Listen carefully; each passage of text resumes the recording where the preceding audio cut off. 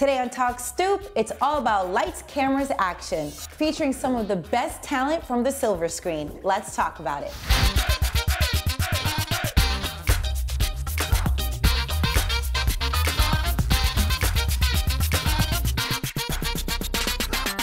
Welcome to Talk Stoop. This woman's last name says it all. She's a total fox, and you know her from the silver screen. But did you know Megan Fox has a huge passion for archaeology?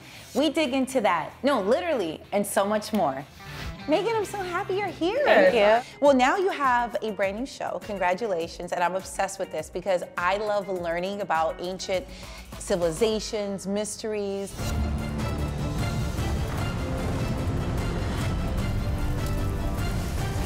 Okay, so how did this show come about? I've just always been really into archaeology and anthropology and paleontology, all of the ologies. Yeah. I woke up one day and was like, I need to go, I want to be Indiana Jones. I totally get this. I can't wait to tell you what, I literally the other day was looking up ancient mysteries, magic in ancient Egypt. So I'm totally obsessed right now.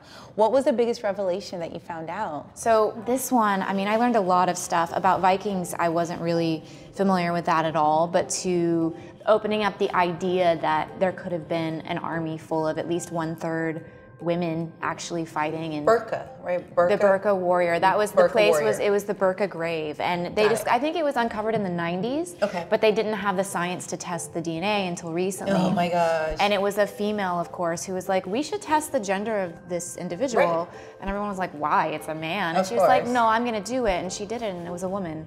And so there's a big controversy there because it's very hard for people to accept that women weren't just taking care of the house and the kids back then 1,000 years ago, that they could have been Fierce warriors, fierce leaders. warriors, yeah. I just love that you're able to deliver such, you know, because it's a lot to take in. It's a lot, yeah. And history is not always, like we said, it's not always what are in the books. Right, and that's the exciting part, is I just hope it encourages people to ask their own questions and not always just believe whatever you're taught, because also it's always evolving.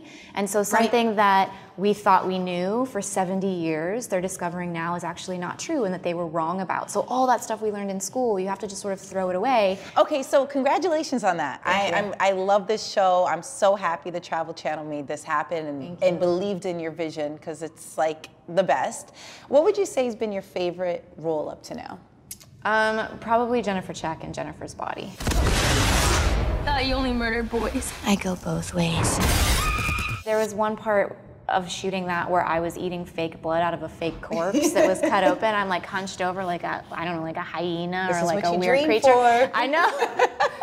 And I was like, this is weird, but I really like it. It's so interesting, because obviously that's not something you would ever do. Right. In real life, hopefully. Hopefully. So that was fun. Ultimately, what's your dream role? Oh, I don't know. I mean, that's a good question. I don't know. I always just wait for, I'm a big believer in that the universe or God brings it to you when it's supposed to come to you, and whatever it is. I feel like if you push yourself too much, because our society puts such importance on always being a workaholic and being overly ambitious and being perfect and always going and going and going and climbing a ladder. And if you could just sit back and be objective and calm and still for a little while, then you might get more the right kind of guidance, instead of being pressured to just always be achieving something. And we actually see that in the episode when you were talking about the spirits. And do you believe in spirits? Yeah. I do. So, yes, okay, I do. I'm a perfect barometer. If you ever want to know if your house is haunted, you call me. Yeah. When I checked into my hotel here, my first hotel, I went into the room and I was like, no, there's at least 3 spirits in this room. Oh my gosh. Gotta get out. But it makes traveling hard, because sometimes, like, there was one hotel we stayed in where I was like, oof, the first room they tried giving me a beautiful suite, and I was like, I can't stay here, there's a lot of spirits in this room. And they were like, we don't know what you're talking about. And I was like, just give me a small, tiny room, I can leave a nightlight on, see everything, it'll be okay. And my sister was like, I'll take that suite. So my sister slept there, and then when we checked out, another member of the crew took that room, and he actually had a pretty intense experience with a spirit. And everyone was like, oh my God, you're not crazy. It is haunted. And then they looked it up and did research, and the hotel is built on one of the biggest burial grounds in England. No way. Yeah. So I believe there's no question for me. I'm Mrs. Spirit, Ghost, You're with it. Psychic, yeah. You gotta have some type of good advice for people in relationships. You've been married for what, 15 years or something? I've been married for 8. I've been with him for 14. Oh, it's like a million years at this point. Yeah.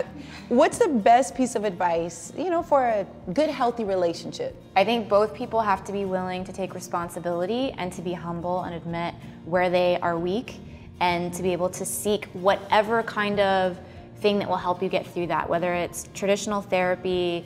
We do hypnotherapy. That's something that really works. How is it?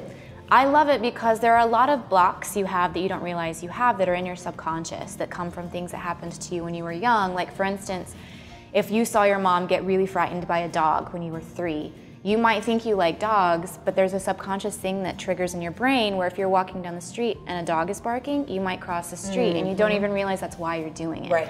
So you can't sit with a therapist and talk that through. Right. Someone has to access your subconscious brain to help you release that. But the point is that both people are willing to work and go, be empathetic to understand how the other person feels. Empathy. And to watch your words. So if you can get control over the negative words that you speak, that's very helpful also. See, everyone take notes, okay? We have the one, the only Megan Fox hanging out with us. I feel so inspired now. I'm like, okay, I need to go do better. I need to stop arguing. I need to say sorry to everyone and watch my words because I'm like reckless with my mouth.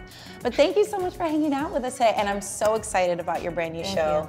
I'm so into this. And please go to Egypt. I've been, I want to go back though, Yes, yeah. do it. And we need it all. Okay. Thank you so Thank you. much, of course. Up next, a native New Yorker who's been entertaining audiences for over 30 years. Boom, pow. You can lie so much you could become president.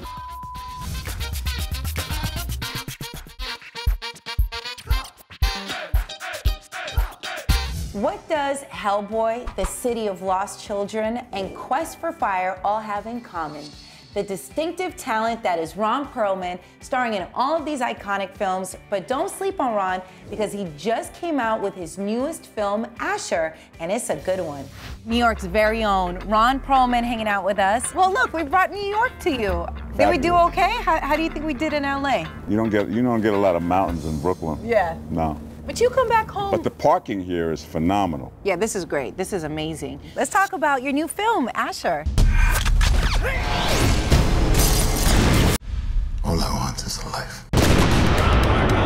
They're assassins for hire living in New York City. The guy I play, this was a stretch for me, but he's older. But he's, you know, it's like there's a classicism to the fact that this is a gunslinger at the intersection of being the baddest ass in the game who ever lived. But now age is catching up to him, and he's actually trying to figure out how it's going to wind down. And in the midst of all this, a girl shows up, just out of the blue, and comedy ensues. Then he falls in love. Oh, he falls really quick and really hard. That's life though, right? You know, you meet that one person and then you just fall in love. You've been married for such a long time, which is a blessing because I feel like, you know, for outsiders looking into Hollywood, that's rare. So what's your best advice to a couple that wants to have a long-lasting relationship? Yes, dear, you are so right. If you can learn to say, how many words is that? Yes, dear, you are so... 6. 6. If you can learn those 6 words, and believe me, it took me about 35 years, you're just gonna wanna Yes, you're right. intone that phrase, and things are gonna generally go good. So it is true, happy wife, happy life. Well, I'm not sure I can go that far, but yeah, you know, it beats the opposite. So guys, if you're listening right now, just yes, and yes, we're always right. The fact of the matter is that you usually are. Thank you. Even when it hurts so bad to have you be right. Thank you. When you need to be right so badly. I want to talk about the voiceover work that you do because I do radio, and yeah. I love the People fact. tell me I have a face for radio. Stop. No, Ron, they do. stop. I've heard that a long time now. It's one of these things where you kind of walk in and you give a performance immediately. Right. So there's no discussion, there's no sitting around the table going, well, what would he? you know, doing this, you know, like you don't have to overanalyze anything. You are strong, child, but I am beyond strength. I am the end. You've been in the game for such a long time. You understand longevity, but is there someone that you really would love to work with, whether it's a director, another actor, someone that you just are really hoping you could make it happen? I would mention a lot of young people, but I automatically don't like young people. I heard that George Clooney is like north of 50 now, so he's back on my list. Directors, of course, the Coen brothers, Paul Thomas Anderson. There's this guy from Italy called Paolo Sorrentino. Mm-hmm. He's a gorgeous filmmaker. I would work for him for free, but don't tell him that. Luckily, nobody watches this show, right? Yeah, nobody. Don't worry. Can you imagine if you got a call and they're like, hey, we want you to work for free? Ronnie, it's Paolo. Listen, you make a claim. I'm calling to take you up. Would you do it? I would. I'd have to now, right? Yeah, you'd have to. But I think it's really amazing that... I mean, I've made a liar out of myself enough in this life. No, come on. New Yorkers really don't lie like that. They tell you what it is. No, but when we do, it's worth it, man. Boom, pow. You can lie so much you could become president. Are you still taking a break from Twitter? Are we back on? We good? Oh, no, that break only lasted like, I think, a day and a half, maybe. It was back really, at it. It was really short. I discovered that I have a visceral need to have everybody know what I'm thinking at all times. Perfect. So that's Twitter, like it gives you the opportunity, you know, like yeah. You wake up at 3 o'clock in the morning, you go, I'm not sure I'm gonna go back to sleep. Let me just send out 48 tweets. Wake up next morning like, damn, I really just sent out 48 tweets.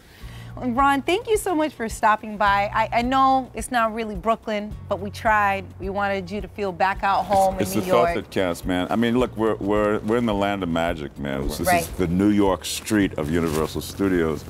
Can you imagine the scenes that got shot on these streets, the actors that have like have traversed these streets, and the directors and the great crews?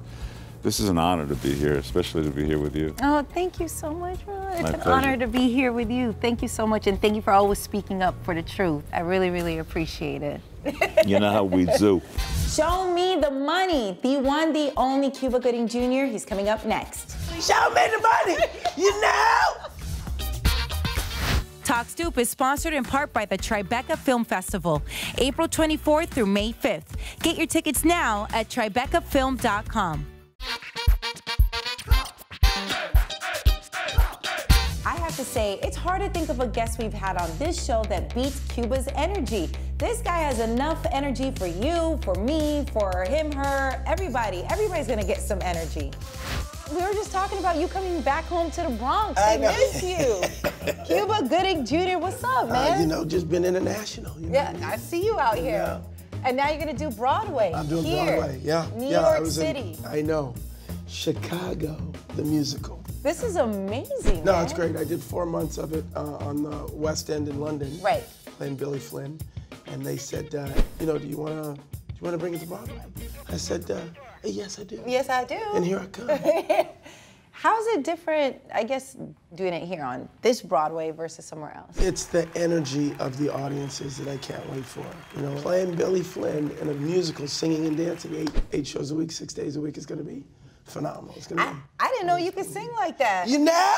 I didn't know you gotta come see the show, yo. I didn't know. So let's talk about your directorial debut. Yes, Bayou Caviar. Yeah. Congratulations. I'm very excited. Thank you. The first day of filming, I got no sleep the night before because I was just, you know, it's that anxiety. Oh. And I stepped on that stage and my DP, Vitigo, says, what would you like to shoot? You know, the German DP. Yeah. And I looked at the set and I remembered my prep and I said, I want to shoot this scene, let's go. And then from that moment on, every question that anybody had about the script, about characters, anything, I just was there. Okay, so I want you to be 100% honest with me. Do you get annoyed when people say, show me the money? No. Well, they don't say it like that. Right. Yeah. How do they usually say? I'm like, show me the money. You know? Come on, Cube, yell it one time. That's how they say it. And you never get upset. I love No, I don't get upset. Just back up. Back up. But that's so good, because, you know, sometimes I never know, you know, with actors, they might feel a certain way, like, don't bring up that, you know, something that I did a while ago, but it's so amazing, right? I'll never forget the first time I was somewhere with my dad, and somebody goes, Trey, and I was all embarrassed about it. And my dad said, hey, you might only ever be known as Trey from Boys in the Hood, so don't look down on that. And I was like, wow, he's right. But he was wrong. That's all I'm saying. Do you keep in touch with anybody from Boys in the Hood? Oh, yeah. Really? Cuba and I talk all the time. And John Singleton did the episode 5 of The People versus O.J. Simpson. No. He directed that. Yeah, a lot of people don't know that. So when we were on the set of Boys in the Hood, it was his directorial debut, his college thesis, and my first lead film. Ricky! So as our careers kind of blossom, we kind of look like always get back together. Oh my gosh, that makes me so happy. No, that's cool. I was reading that you said that playing OJ was the darkest role that you've ever had. No, I never said that. Okay, never? No, I'm kidding. I'm kidding. Yeah, it was one of those. I used to laugh at actors when they go, oh, you know, it took me a while to shake the character, and I was like, that's you're just trying to hustle. But it's true. It's like the dark characters leave an imprint on your soul that it takes a while to shake. The people would ask that Mr. Simpson step forward and try on the gloves recovered from Bundy and Rockingham. So I had to explore both sides of that personality, you know, and you felt schizophrenic, you know. Right. It was deep. It's deep. Yeah. Do you feel that you're very in tune with things like when... I believe we're all connected, all of us, all of our energies, all over the world. And I can say that having been an international film actor since I was 19, 20. I was in Australia in like 1995, and there was an Aborigine playing that, and he looked at me, oh, Trey, Boys in the Hood.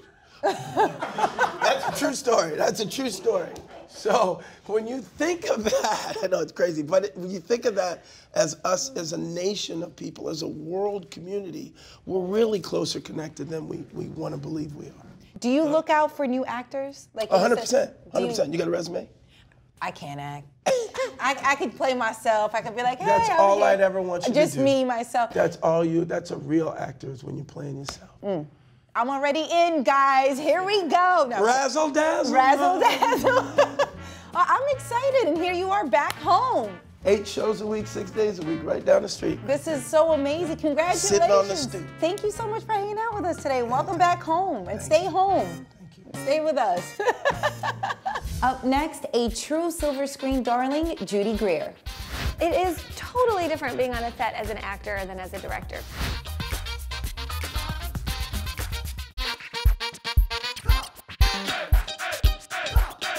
Judy Greer has starred in at least 55, yes, 55 movies with some co-stars that most people would only dream of working with. And now this powerhouse is talking to us about stepping behind the camera. I love that. We were just talking about how Judy Greer walks all over New York all the time when you're out here. 7.5 miles? Yeah, that was yesterday, yeah. That's light work. I know. I'd never been on the High Line before. Isn't it beautiful? It's really pretty. Okay, let's talk about your directorial debut. Let's do it. Okay, so the name is Long, a happening of monumental proportions. I have to go to my daughter's career day. I would not mention getting fired. My dad says you should only do what you love. What does your dad do? He's an accountant. And a liar. Okay, so talk to me. How did it feel? Because I've been in so many movies, everyone kept saying like, oh, you'll be fine, you'll be fine. You know, you've been on so many sets. But it is totally different being on a set as an actor than as a director, because as an actor you can kind of wander off, and as a director you cannot wander anywhere. You have to be there and answer questions constantly, which I ended up really loving. I mean, my cast is ridiculous. The crew was amazing. I know, people like have been talking to me about my cast, like how did you even get all these people? Keanu Reeves, Common, Jennifer Garner, Katie Holmes. Yes, Allison Janney, Bradley Whitford, Rob Riggle. I mean, it goes, like I couldn't even believe. I just kept asking people, and then people kept saying yes. And then when one person would say yes, it would make like the next person say yes, because that person, you know what I mean? And then you're like starting to think like, well, why not just ask Keanu Reeves, because everyone else is saying yes. Right. And then he's like, yeah, sure. And you're like, what's even happening? But no, I was really lucky that with the cast I had, I didn't have to do a lot of directing. How is it with Jim Carrey? I know. Yeah, he's great. He is so So fun. I really was extremely starstruck and really nervous to work with him. I have to admit, I mean, I had high expectations, but he's surpassed. Really? Yeah. I was gonna ask, because a lot of times I'm always concerned if I want to meet idols or people that I look up to. Some you don't. Ooh, I know. Like, I was a huge fan of the original Law & Order. Right. Like, the biggest, still am. My manager was always like, I could get you, like, you can guest star on it. And I was like, no, I need it to be pure. I don't want to have anything bad happen to me on that set. I don't want to meet those people. Yeah, I just, like, it needs to be for me what it is. Right. And I totally get that with actors. And then, but yes, not I'm with so Jim. happy Jim Oh, no, Carrey is he's the amazing. best. Is there He's a anyone that total you really peach. want to work with that you haven't had a chance to? Yeah, there's like 100 people that I haven't had a chance to. And so then when Halloween came up. You have no security system, Karen. Mom, you need help. And it was just too good to be true. And then to have Jamie Lee Curtis star in it, I was like, holy buckets, like this is too, like she's so happy, she has so much energy, she's so driven, she's so committed to the process and the project that I just felt like I am like a lazy bag of bones. Like this woman wakes up and she is going, going, going. Like she's just the best mom and friend ever. So like she's such a caregiver. She's takes care of everyone around her. That is so cute. I can't even deal right now. I wanted to talk to you about you and your husband not moving in with each other until 7 years in the marriage. Well, we didn't, yes. Yes and no. Yes and no. We spent our nights together somewhere, but we maintained our separate houses until about 2 weeks ago. Yeah, we... How do you like it? Well, I moved my stuff in, so we did some construction on my house, then we moved all of our stuff in, and then I left. So I think it's gonna be great. Right. But if you are familiar with Los Angeles and the amazing traffic that comes with living in that city, it just didn't really make sense to like maybe always have one house until now. It's gonna be really great. I'm really excited about like after 7 years of marriage, just having one house. That is so awesome though. I love that. It's just... Maybe I'll learn to cook. I don't know. I don't know what's gonna happen. Now, I heard that you actually studied a little bit in meditation. Oh yeah, transcendental meditation, yeah. What made you want to get into it? You know, I was working with a good friend of mine, her name's Laura Moses, and it was on a movie, and she just was cool. I don't know, I liked her energy, I liked her vibe, and then I was like, God, what makes her like special and different? I don't know, she was really special. And so I asked her one day what she was doing on her day off, and she was like, I had the best day off, I meditated, I took a nap, and I was like, wait, I want to learn to meditate. What do you do? How do you meditate? Will you teach me? And then she was the one that introduced me to the David Lynch Foundation, and that's how I learned. Okay, so how long should my baby step to meditation look like? 3 minutes? I would at least 3 minutes. I could get 3 minutes, right? Do 3 minutes, do 2 minutes, but maybe try 5, why not? 5 it is. Because when you think about it, if you're meditating for 5 minutes, maybe 3 minutes of it is gonna be a good calming, like you're gonna have a couple minutes of like getting into it, distractions, your mind wandering and stuff. Yes. You can do 5 minutes. I'm gonna do 5 and I'm gonna think of you when I'm done. Oh. I just want you to know. That would be great. I'm gonna be Judy I want Greer people thinking of me. after meditating. That's why I'm here. So awesome. Judy, thank you so much for stopping by and hanging out with us. Anytime you're in New York, feel free to stop by. Can I come here? Anytime you want. You can tell this isn't my place. I'm like, sure, come up and down as you like. No problem. I love looking at all these buildings. It's so beautiful. It is. It's so high up. You really figured it out. Yes, we did. Thank you so much, Judy. Thanks for having me.